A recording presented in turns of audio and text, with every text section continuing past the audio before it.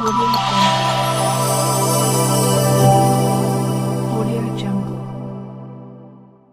मुस्लिमांनी देणगी म्हणून दिलेली संपत्ती किंवा मालमत्ता याचं व्यवस्थापन करणाऱ्या राज्यातील वक्फ बोर्डांना नियंत्रित करणाऱ्या कायद्यातील बदलाचं दुरुस्ती विधेयक वादग्रस्त ठरत आहे. गुरुवारी केंद्र सरकारने हे विधेयक लोकसभेत मांडलं.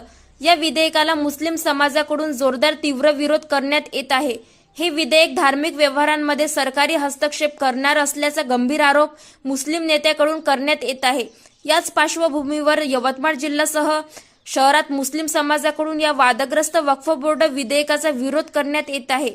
वक्फ बोर्डाच्या दुरुस्ती विधेयकाला विदर्भ मुस्लिम संघटनाचे विदर्भ अध्यक्ष शब्बीर खान व राष्ट्रवादी काँग्रेस पक्षाचे जिल्हा कार्य अध्यक्ष तारिक शाहीर लोखंडवाला यांनी केंद्र सरकारवर जोरदार हल्लाबोल केला आहे. आपलं नुकतेच ख्रिस्टन मराठीमध्ये स्वागत आहे. आता लोकसभेमध्ये वक्फ बोर्ड या संदर्भात विरोधात एक बिल आणलं गेलेलं आहे. कसं पाहतात तुम्ही, काय तुमचं त्याच्यामध्ये चित्र आहे? नहीं, देखिए, स्टार न्यूज के माध्यम से मैं देश की जनता को ये दिखाना चाहता हूँ कि सरकार अगर कोई जमीन किसी प्राइवेट पार्टी से भी अगर लेती है या अगर उसको रेलवे लाइन बिछानी होती है या कोई सड़क अगर उसको बनानी होती है तो उसका जो है मुआवजा उसको दिया जाए. ये कानून है, ये कॉन्स्टिट्यूशन में लिखा हुआ है. और इस तरह से बिल लाकर बिना कोई मुआवजा दिए, बिना कोई इसका भुगतान किए, ये मुसलमानों की प्रॉपर्टी को हड़प करने का एक तरह से षड्यंत्र है. मैं इस तरह से इसको देखता हूं. और जो ये कानून इन्होंने लाया ये संविधान के खिलाफ है, मैं ऐसे इसको मानता भाऊ, नुकतेच आता विधानसभा लागण्याची सरकार करून मिळवलं आहे. काय या बिलमुळे काय फरक पडू शकते का? ये फर्क तो पड़ेगा ही. क्योंकि देखिए, अगर आप ये समझते हैं कि माइनॉरिटीज आटे में नमक के जैसे है या चावल में नमक के जैसे है, तो याद रखिए, अगर चावल या आटे में नमक अगर नहीं पड़ेगा तो आपको खाने में लज्जत नहीं आए. आप किसी भी राज्य में, किसी भी देश में अगर चुनाव हो रहा है और उसमें माइनॉरिटी अगर चुनाव से दस्तबरदार रही या माइनॉरिटी ने जिस पार्टी को वोट दिया वो निर्णायक पार्टी समझी जाती है और उसका रिजल्ट मिलता है. अगर ये अमेंडमेंट के नाम पर जो मुसलमानों पे जुल्म ढाने का एक तरीका है, ये अगर खत्म नहीं किया गया तो याद रखिए, आने वाले 2024 के विधानसभा चुनाव में भी जिस तरह से आपको लोकसभा में हार का सामना करना पड़ा, आप 400 पार कर रहे थे और आप 250 भी पार नहीं कर पाए. याद रखिए, अगर इस तरह से जुल्म का आपने जारी रखा तो आप यानी यवतमाल की जनता नहीं बल्कि पूरे राज्य की जनता जो है आपको इसका जो है हिसाब देगी आपके. भाऊ, आपण एक मुस्लिम यवतमाळ जिल्ह्याचे मुस्लिम नेता म्हणून ओळखले जात आहे. काय तुम्ही आवाहन करणार या वक्फ बोर्डासाठी?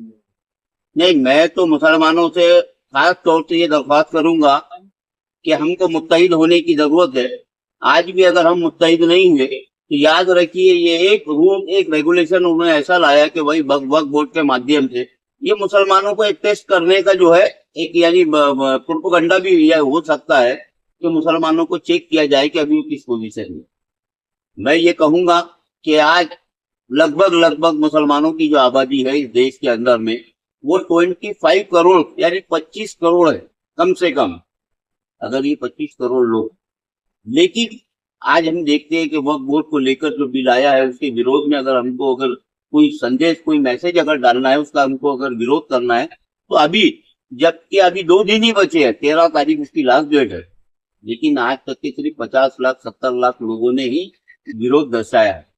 तो मेरी इस चैनल के माध्यम से सारे ही मुसलमानों से ये अपील है और मैं उन देशवासियों से भी अपील करूंगा जो इंसानियत को मानते और समझते हैं और वाकई महापुरुषों की जो सिकवन को समझता है और मानता है.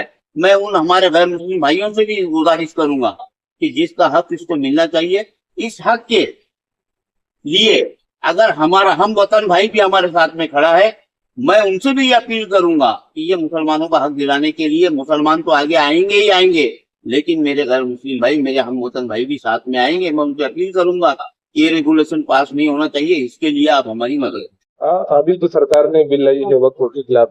इस बिल को कैसा देखते हैं आप, क्या नजर है? ये जो गवर्नमेंट ने जो बिल लाई है, ये बिल जो है मुस्लिम विरोधी बिल है ये।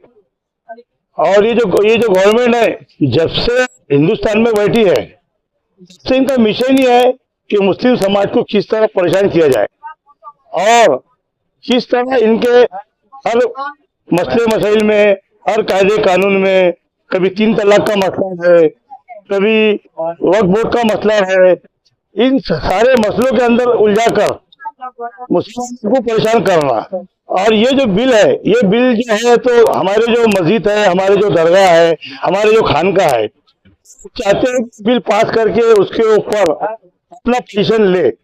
और हर मस्जिद की जो कमेटी जो है, उस कमेटी में हम लोग मुस्लिम समाज के रहते हैं और वो चाहते हैं कि उनके समाज के भी उसमें मेंबर लिए जाए और प्रॉपर्टी ताबा करके पूंजीपति है उनको बेच दिया जाए।